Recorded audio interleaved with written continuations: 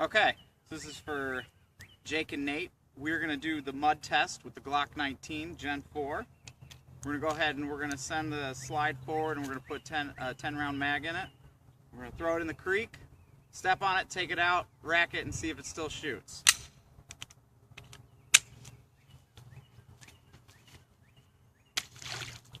Make sure we get it nice and muddy.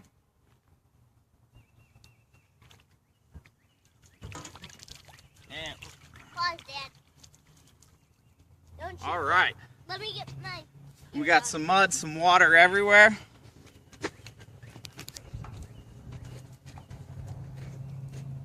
I'm hoping this shoots, because if it doesn't, I'm gonna have to get rid of it tomorrow.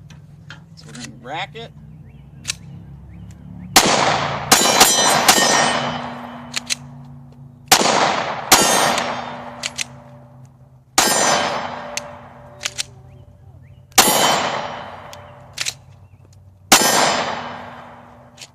Not bad. Quite a bit of mud and sand up in there, but it definitely shoots. Had to clear it 2 or 3 times, but it cycled.